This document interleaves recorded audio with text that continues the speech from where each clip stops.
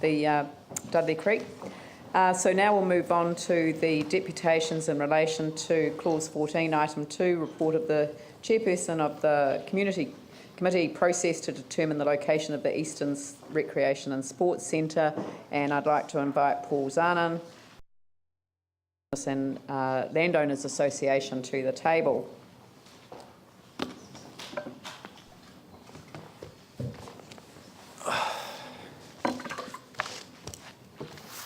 Good morning. Firstly, thank you for allowing us with our deputation today. I'll just give a little brief background on the New Brighton Business Landowners Association. We started 14 months ago with a basic agenda to finally sort out New Brighton. It's obviously been in a state for a long period of time, and it was also in response to the Council's draft master plan.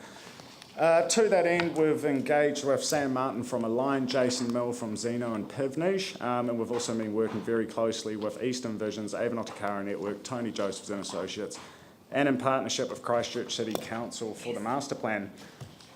We got involved quite early on in the conversations regarding the water park, and I'm assuming everybody knows a rough history of what happened there. So from that, obviously, the whole work stream along with it, and the location of the Eastern Rec and Sports facility. We challenge that with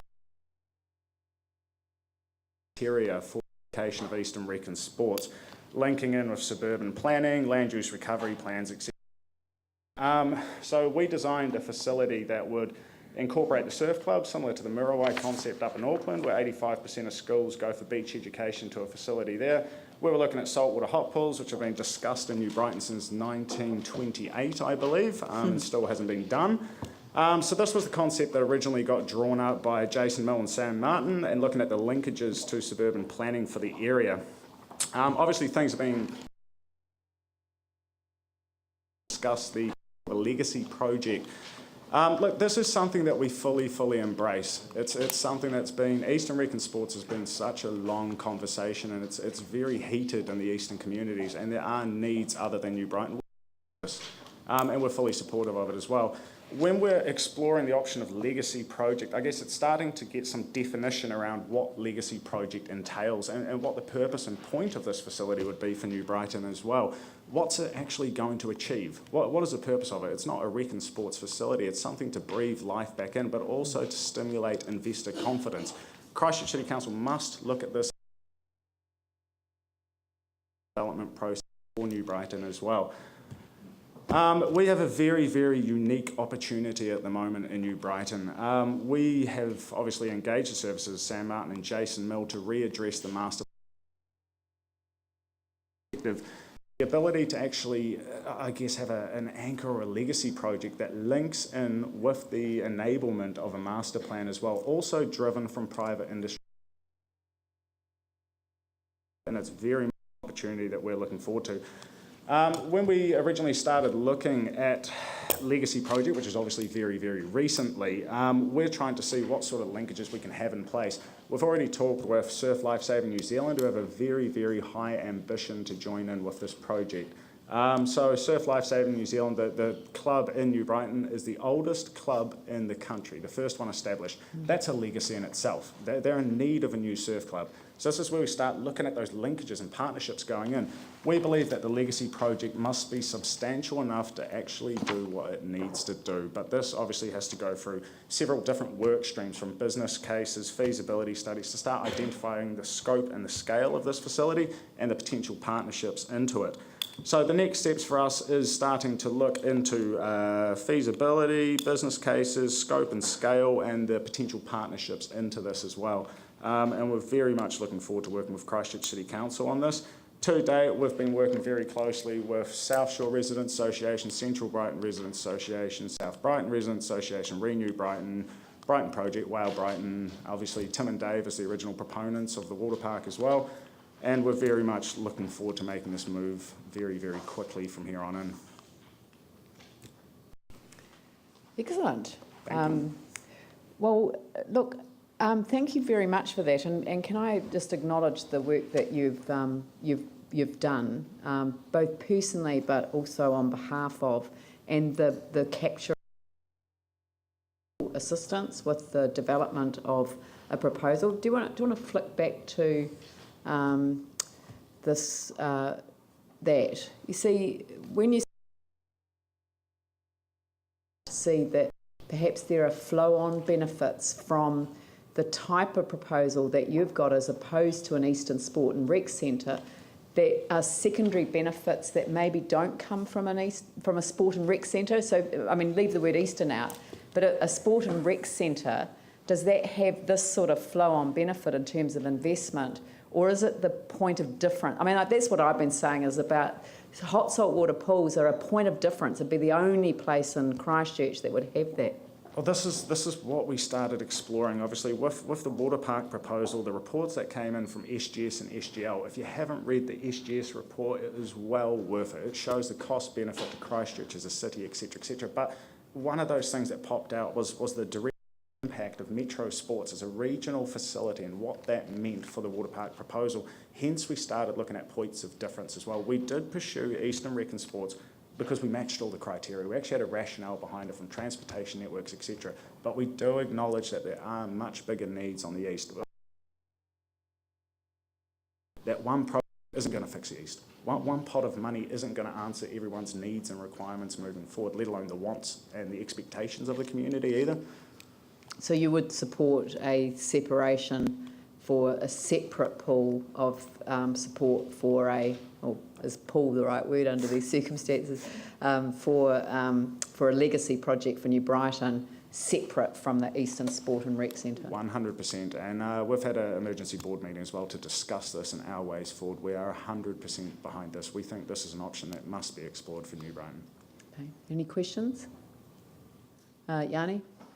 Do you have a image of what the actual, maybe it was just before this one, I thought you had a kind of thing about the Surf Life Saving Club and what you might be able to do there. The partnerships of it or the actual pictures of it? Yeah, the kind of pictures of the new proposal. Yep, that's on that one there. So you can see what we originally designed was to reposition it where the Surf Life Saving Club sat. The lights turned down a bit. It's just really since then, we have been in negotiations with several other key groups. This plan has adapted and changed from what the original proposal was. So this was 10 months ago, I believe, that this was originally drawn up. And since then, it has drastically changed. We do have the appetite to move this closer towards the CBD to enable the linkages back to the commercial planning and also to reinforce that legacy link for the Surf Life Saving Club. The original position was basically where the toilet block is, which is close to the whale pool for anyone that doesn't know Brighton. Jimmy Chen? So, sorry, can I just... Oh, sorry. Yeah, carry on. No. So the idea is that you'd build basically hot saltwater pools. You'd possibly build a swimming pool. We think there is a need for a swimming pool in that Surf Life Saving New Zealand has committed to bringing 100% of Christchurch schools for year-round beach education to this facility as long as it is designed along their specifications as well. Saltwater hot pools, quite frankly, has been talked about for 85 years and it's still a really good idea. And then the extra add-ons is what we'd look at after that. But it must be something of substance, something that complements the library. The library has an international reputation for its architecture and the impact that it has. That's something we want to reinforce on the coast. Any idea in terms of budget? Cost? Until we can actually start putting the business case, the feasibility and the scope and scale. The basic thing that's been put through from Tony Josephs and Associates to explore the hot pools had a preliminary budget of $6.5 million just for the hot pool development. Surf Life Saving New Zealand was going through JASMAX, I believe, to start looking at the proposal for what building they were looking at independently of this, and that was pre-budgeted at around the $2.5 million mark just for the building, not inclusive of pools. Just for the building of the Surf Life Saving Club, not inclusive of pools or anything else attached to it. Jimmy? Okay, thank you. One question, because you are aware at the moment regarding to the Eastern the recreation sports aquatic center, the budget $30.5 million put in the 3-year plan. But if based on the New Brighton Water Park, your idea, the public-private the partnership, etc., whether you still prefer to put a part of this $30 million, part of them aside to provide this the New Brighton water park, or just a total difference from other source of the funding? I think what the Mayor has proposed as well is something completely different. There's a lot of emotion attached with the replacement of QE2. That loss is being felt a lot in the communities of the East, and a lot of the communities are demanding for that facility to be kept as whole. So it's one of those things. People don't want to have a Graham Condon replacing what was QE2. The ambitions for that facility, that 30.5 preliminary budget, in our opinion, should be kept together, and we should be discussing a legacy project for Brighton. Separate, yep. Glenn? Thank you. As has been pointed out, Paul, obviously New Brighton expanded during that heyday when it virtually had a monopoly over Saturday shopping. So if you were going to configure the mall now, how would you do that? This is something where we need to get back to the original purpose of engaging with our external consultants as well. We have been dragged into this conversation about a legacy project, obviously. Going back to the commercial district through the draft master plan of Christchurch City Council, you're already starting to look at taking it from 11 hectares down to 4 and retreating off the west end of New Brighton, which is in the floodplain as well. So you are already looking at taking that commercial district and shrinking it. We have several key developments and proposals for the commercial district of mixed-use buildings throughout the area as well, but it does need to be condensed. We're not going to have the heyday of New Brighton return, but it doesn't mean we have to live in a slum. We can return it to being a very iconic area for Christchurch City as a whole, if not Canterbury, but the condensing of the commercial district does make sense. Yep. David? Thank you, and thank you, Paul, for your presentation. It's certainly very encouraging, the work that is going on in New Brighton at the moment. I'd probably just like to clarify more than a question anyway with regard to the surf life-saving aspect of it.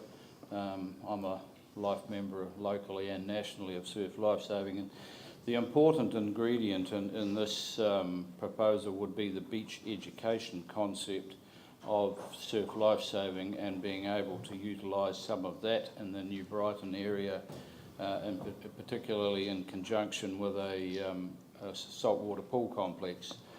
The surf club itself relocating is another kettle of fish, and certainly I know New Zealand Surf Lifesaving don't have the financial capacity to engage in that, but we are talking more along the beach education process, and I certainly concur with Paul that relocating the legacy project, the hot saltwater pools, that sort of concept close to the business district is the first step in a process of rejuvenation for New Brighton. So I'd just like to commend the work that the Business Association and other groups are doing, and even in this morning's paper you'll see a further sort of investment group starting to surface as well. So there are some very positive aspects starting to evolve, and when we come to making resolutions, I do have a few amendments to make. Yep.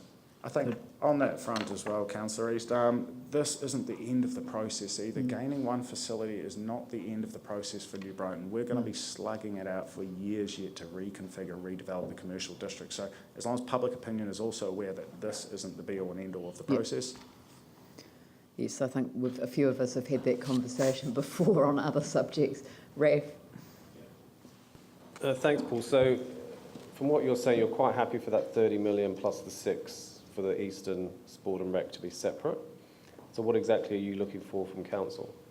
This is something where we would actually need to have a lot more than 10 minutes to discuss, obviously.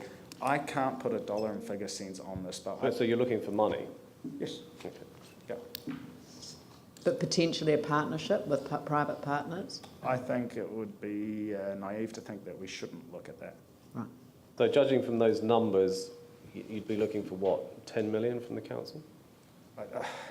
That's probably unfair, yeah. But Yeah, I mean, no, because if you're looking for coming here with a proposal, there must be some idea of what you want. Otherwise, it's just more talking. There seems to be a huge amount of talking about what's going on in the East at the moment. So there must be some specifics. The problem is that this came up on a extraordinary meeting of the community committee, and based on my public comments about the desire for legacy in New Brighton. So I've created the problem, and I feel like protecting Paul from questions about how much.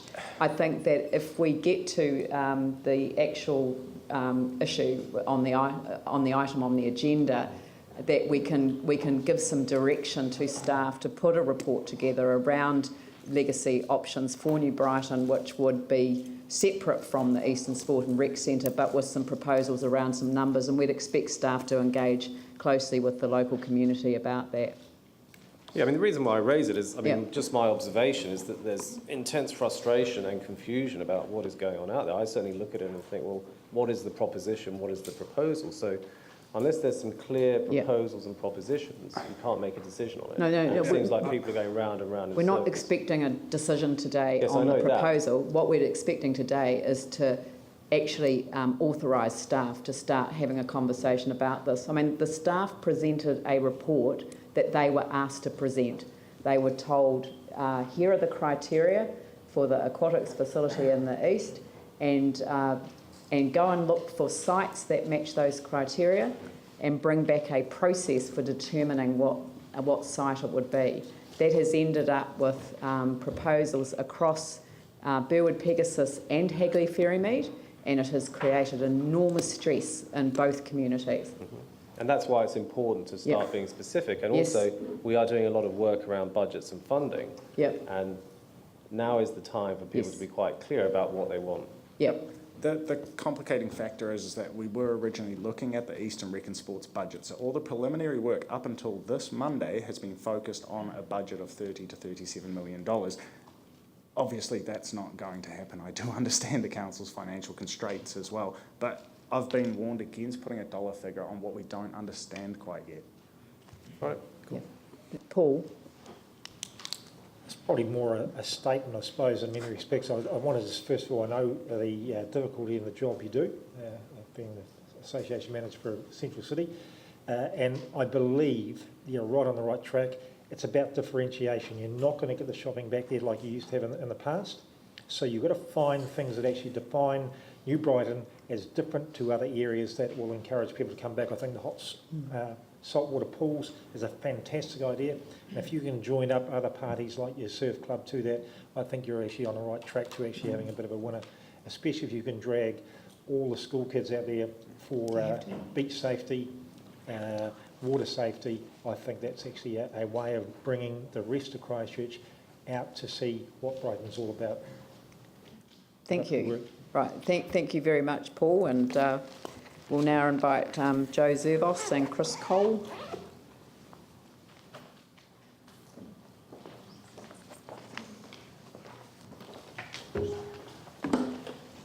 Rightio. Good morning, everyone. Can you hear me like this? Yes, but you can sit down if you wish. Oh, no, so I'd rather either stand or, up. whatever you feel, however you feel comfortable. I'm Jo Zervos, spokesperson for the Keep QE2 group, and Chris Cole from the Avondale Residents Association. He's representing several associations who support our group, and they've attended our last meeting, so they all know what's going on. Hopefully you've all read our notes. We're not going to go through all of the notes because they're quite thorough, but we really hope that you take the time to go through them. This is one of the most important issues in the whole of our ward. Earthquake recovery should be a priority. It is over 3 years since we lost QE2. In June, it is 2 years since 30.5 million was awarded for a replacement better than Jelly Park. The generous donation of the 6.5 million has excited all of our population. We are so grateful for this, as it will ensure a very special facility catering for our children who have endured so much, especially in the east. It is essential that the entirety of this money is invested into a single asset to give the east something to be proud of again, to show us confidence in the rebuild, and the opportunity for many of us to get our lives back on track again. It would not only be an asset for the east, it would be an important inclusion into the sport and recreation unit of the council, and an asset for the entire city. We've got economic reasons on note 7 of the big one, and I really appreciate if you go through that without me talking about it. The land. We realised there was uncertainty about the land, This is one of the initial reasons why other sites were considered. We now know that QE2, the east of QE2, is an option. Although we have not seen reports from the east of the site, we have seen the geotech reports from the stadium site. If the east side was not a viable option, the surrounding houses would have been red zoned. If QE2 is not chosen as a site, we expect a full and transparent geotech process as to why and a comparison geotech of the other sites of the site chosen. Consultation. We have been waiting for the consultation process to begin. It was meant to start in September and results by the end of last year. We have preparing ourselves of how we will approach it. Now it looks like it may not happen due to another complete change in direction, further delaying progress. We are confident that any consultation process will show that QE2 is the preferred site. We have done our own small Facebook survey on paper. The press have an online poll which confirms our results. And we have started collecting signatures to replace QE2 on the QE2 site. The majority of comments on relating staff articles and on other media tend to favour the site. Many people have mentioned that they only signed support for the water park as there was no other option given. Most of them prefer QE2. If you turn the page, you will see the staff poll. The staff poll asked, where would you like to see the new pool? Close to 2,000 people voted on that so far. The first choice was QE2 at 52.2%. The next highest was none of the above. Obviously Westerners, 16.3%. All other sites are well below 8%. To keep QE2 in the poll, we asked for the top 3 locations, and we also asked how often do you use the facility, or did you use it? 650 responses so far. The first choice, QE2, 70.6%. Next highest, New Brighton, 16.9%. All other sites, under 5%. Some people voted for the same location, first, second and third. Most varied it. QE2 was the top second location, 33.5%, and the third choice at 21.5% also. 74% of the respondents used QE2 more than weekly. The majority of the public support the QE2 location. The SGL report done for the water park suggests the location should be north of the Avon, west of Barra and east of Marchland Road, which QE2 is. You could save more time and money and put it towards another pool by selecting QE2 now. If not, we're requesting a fair and prompt consultation process ASAP, please. And I'll pass over to Chris. He'll go through some of the other points in our deputation. Thank you. Thanks, Jo. Good morning. I'm here for the Keep QE2 in the East group. It's been mandated by community meetings, Facebook and emails with and from Avondale residents, Dallington residents, Tamara Park neighbours, Parklands residents, Waitakere residents, Parklands Recovery Group and the Burwitties Residents Associations. We wish to see an aquatic facility the likes of Jelly Park or better, built on or near the former QE2 site. Why do we want this? The East has lost so much it needs to heal the health, well-being and mental alertness of the community. What do we need? The core needs: 25-metre pool, 35-metre lap pool, toddler area, gym exercise rooms. With learn-to-swim facility, aqua gym for the elderly, a training facility for the young and old, deep pools for sports and therapy, and of course companionship with health issues, arthritis, etc. It has to be in close proximity to all the schools. The schools have lost their swimming pools. and QE2 is central to a large number of these schools. Save time transporting children to the facility instead of wasting half a day commuting to the far side of town, to smaller pools that have difficulty accommodating the increased usage. We need to keep the children and teenagers busy, particularly during holidays. Now, I do have a supporting letter from one of the local schools, but we'll leave that at the moment. We need to bring people back to the east.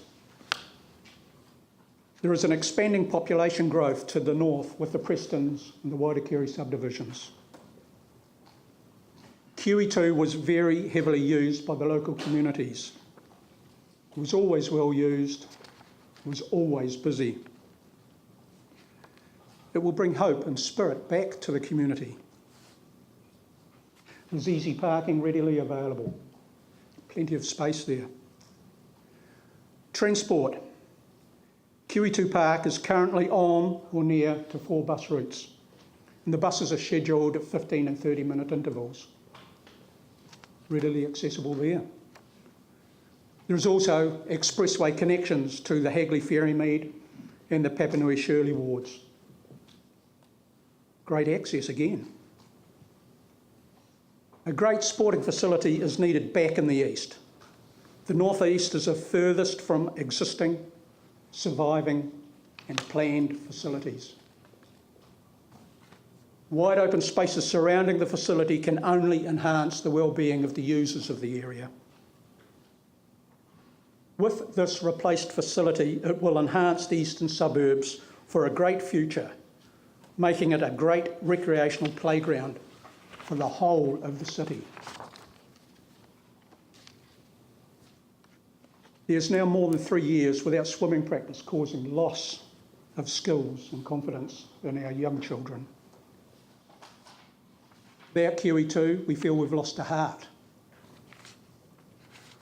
And there is urgency in this. Other matters, the intra-services are already there with the power, the gas, wastewater. Business case. Why? Is this a commercial business venture, or is it for the benefit of the communities within Christchurch? Economics must not take priority over the physical and mental health and the water safety needs of the communities. The New Brighton Water Park. This is a good concept. Actually, it's a great concept, particularly with the heated saltwater pool. It is seen as a business venture to assist with the regrowth of the central New Brighton area. It's a point of difference. It's an attraction. It, however, does not assist the whole of the ward as such. This is a totally separate issue. Funding for this should come from a different source, not from the insurance package for the replacement of the QE2 facility. Now, 3 smaller pools. Yes, the communities could do with these types of pools, the ground content style pools. This type of pool is great for fun and entertainment, but it does not meet the needs of the larger facility dealing with the needs of the eastern communities. This facility will not be in conflict with the proposed central metro centre. It will be an enhancement. It is in an area that is easy to get to citywide. It is the heart of what will become the great recreation area of Christchurch. The $30 million plus budget must be used for the replacement of the facility lost. Best use points to one facility to benefit all. There is only one site suitable for this type of facility on behalf of and for the benefit of the whole of the Christchurch communities. Replace what was heavily patronised and was lost, close to where it was lost. Surely this is a critical factor. QE2 worked because of its location and strong community support. Please keep QE2 in the east. Thank you. Thank you very much. And we've come to the end of time, so there isn't time for questions. I do apologise for that. Thank you very much for your presentation. Thank you. Eleanor Bodger. Oh, wow.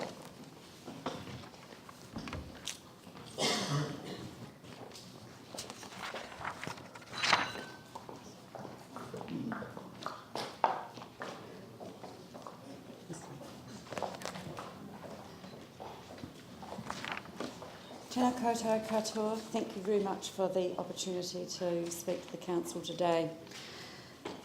I'm from WOW Brighton, a group that's principally interested in the economic, cultural and environmental revitalisation of New Brighton. A large number of our members are long-standing New Brighton residents, many of them multi-generational. So we have long invested interests in the area.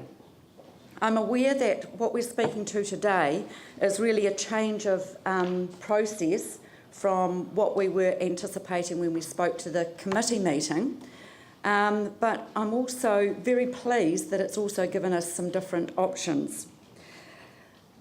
The Legacy project thrills us in that it gives us the recognition that we think the residents of New Brighton very desperately need.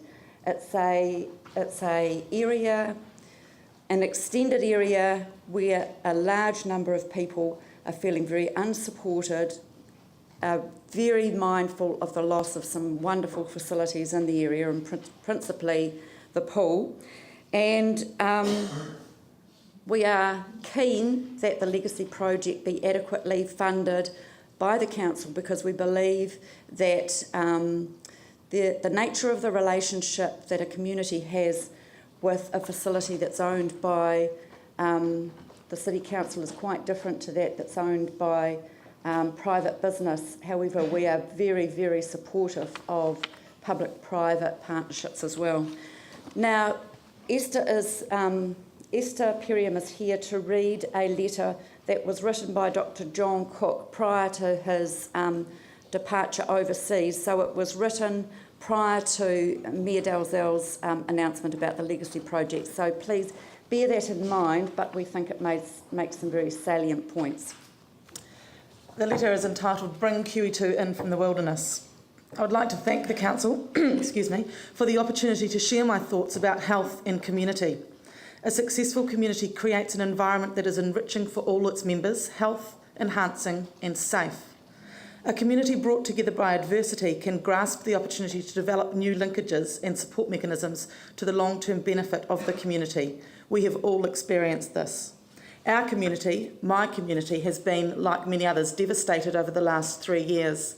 However, I have been privileged to be one of 10 doctors working at New Brighton Healthcare and also a part of the community, not only as a medic but as a community member, as was my father and his mother and father, and my wife Sally's mother and father and their parents.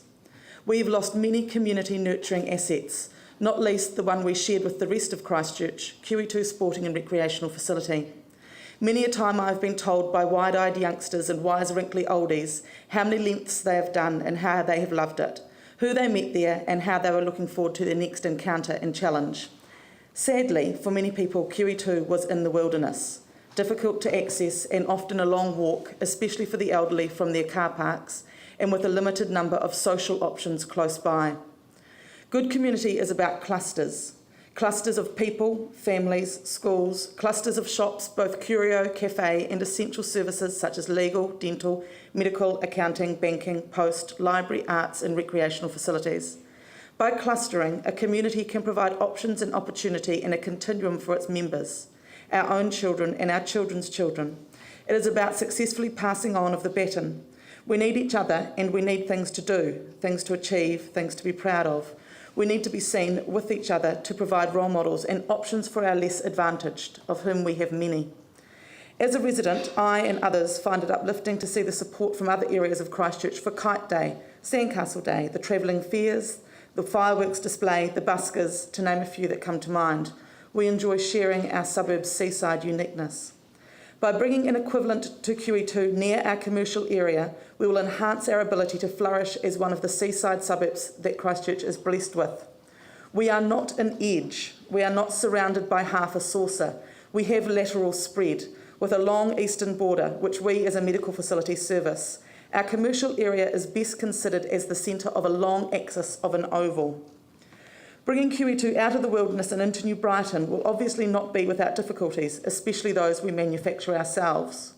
We have the opportunity to link with Rafiti, Bexley, and with a bit of imagination, the Avon River Complex, with many exciting prospects for wildlife and flora enhancement, increased water recreational areas, and access to a scientific wonderland for our children and their families. I believe the residents of the eastern suburbs need their council and its officers to support them in their quest to replace their facilities lost in the earthquake. Let us choose the site that achieves as many of the community-enhancing qualities we can do with this opportunity. Reinvigoration of New Brighton has been a long goal for this city. Saturday shopping has gone forever. Let's do it. Thank you, Dr. John Cook. Thank you very much. Are there any questions? Ref? So have you done any work on what this facility might look like, or are you supportive of what Paul was talking about before? We're supportive of New Brighton business and landowners, yes. So you're saying that actually instead of building at QE2, we should build the whole thing at New Brighton? That's the very difficult question, I think, for council, and it's about what money might be available and how that can be wisely spent. Well, there's 37 million available, so we know that. Yes. So what's the specific proposal, or isn't there one? I think this project, in order to make a significant difference to the New Brighton area, needs to be substantial. I don't believe that a single saltwater pool, for example, will be sufficient to provide the type of community interaction that Dr. Cook's talking about. So there need to be several options, and how that might be funded, I think, as Paul said, we need to go away, do some feasibility studies, business plans, concept plans, that sort of thing. But it does require more than just a single saltwater pool. Okay. Pauline? Thank you. It is a little bit of a chicken and an egg thing, isn't it, though, because it's hard to do any work until you know the site. It's hard to know the site till you've done the consultation. And do you basically support Dr. Cook's letter? Absolutely. So you agree that QE2 was a difficult site to get to? We do. Even though it was very well populated, it was very well used? I think QE2, correct me if I'm wrong, was built in 1974. Mm-hmm. I think things have changed significantly since then. We have had amazing life out of QE2. It's brought tremendous benefits to the area, but not only have recreational facilities changed in terms of how they're designed, so too has the demographic of that area. As you well know, it's around all of us in the east, to some degree, surrounded by red-zoned areas. So I would think that that's even less accessible in today's environment. Right. I do like the way he's described Brighton as rather, we look at most places as a circle, but it's actually a long axis of an oval. Yes. Would you see that the Christchurch, the New Brighton business area was in the centre of that axis of oval? Would you perceive that as being the natural centre? Indeed. Okay, thank you. Any other questions? Thank you very much for your presentation. Sarah Templeton's going to present when she comes for her reporting on the Hagley Ferrymead Community Board. The next item is Mike and Shane King speaking to clause 18, item 3, Strategy and Planning Committee, Psychoactive Products Retail Locations Policy. Yep.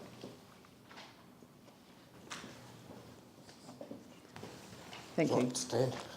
You're welcome to stand, you're welcome to sit, whatever suits you. Good afternoon, everybody. My name's Mike King. I'm here to represent my wife and myself